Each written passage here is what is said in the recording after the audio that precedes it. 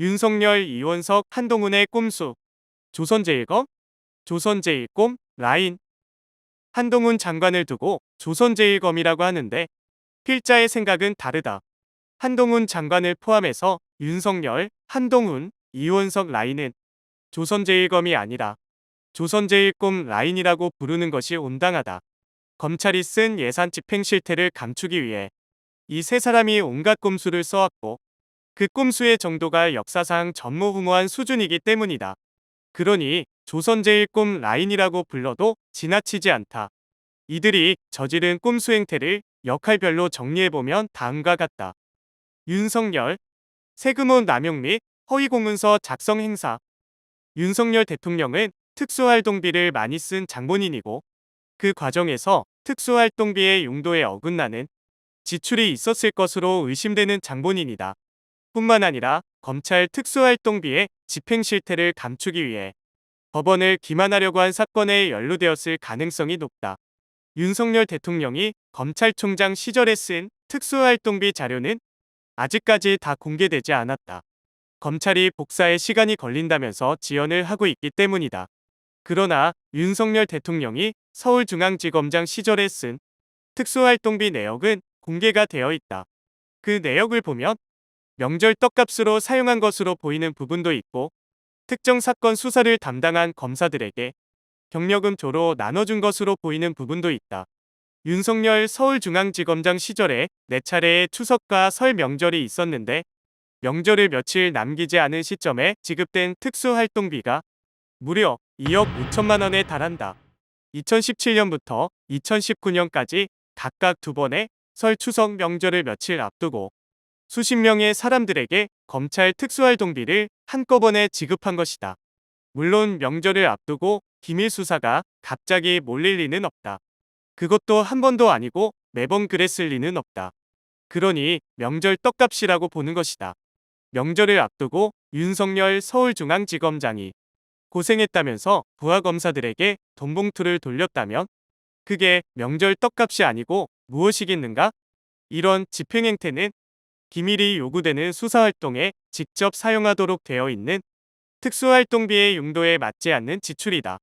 그리고 필자가 공개받은 자료를 바탕으로 뉴스타파가 분석한 바에 따르면 특정 수사를 맡았던 검사들에게 경력금 조로 나눠준 정황도 보인다. 물론 지금까지 파악된 것은 빙산의 일각일 수밖에 없다. 검찰이 많은 정보들을 가리고 자료를 공개했기 때문이다. 그러나 가린 정보들 사이에서 발견된 것이 이 정도라면 더 많은 세금호 남용이나 부적절한 집행행태가 있었을 가능성이 높다. 더욱 심각한 문제는 윤석열 검찰총장 시절인 2019년 10월 필자가 정보 공개 청구를 하고 소송을 했을 때 벌어졌다. 수천 쪽의 자료가 존재하는데도 소송이 제기되자 법원에 자료가 부존재한다고 거짓말을 했던 것이다.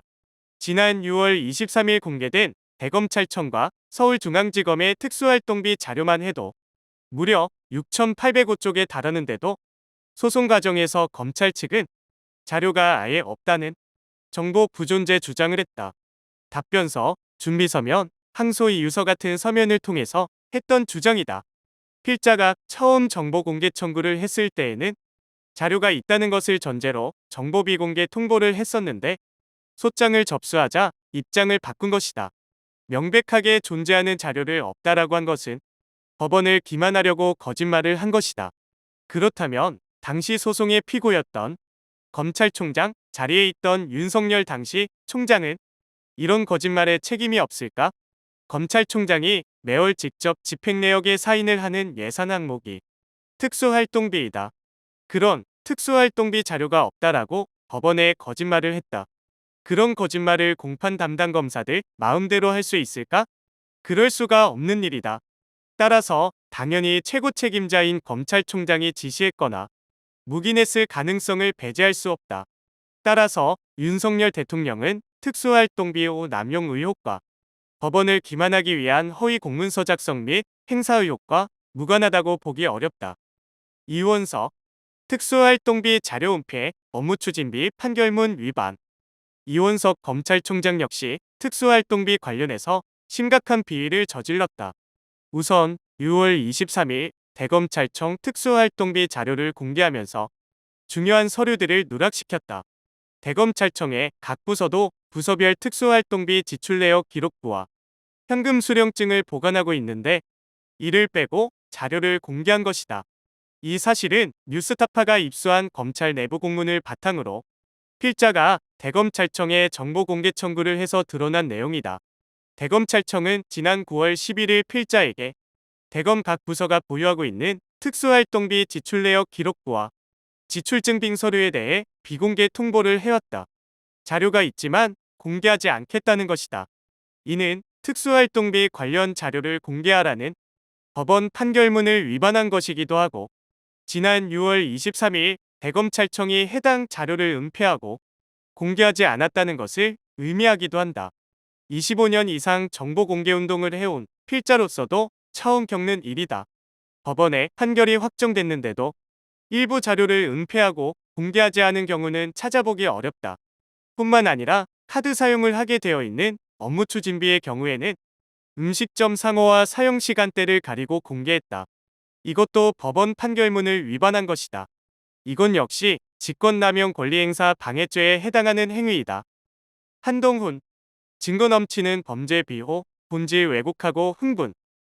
검찰 특수활동비 업무 추진비와 관련해서는 지금 1. 특수활동비 자료 불법 폐기, 2. 특수활동비 세금 오남용, 3. 소송 과정에서 법원을 상대로 저지른 허위 공문서 작성 및 행사, 4. 법원 판결문을 위반한 업무 추진비 정보 은폐.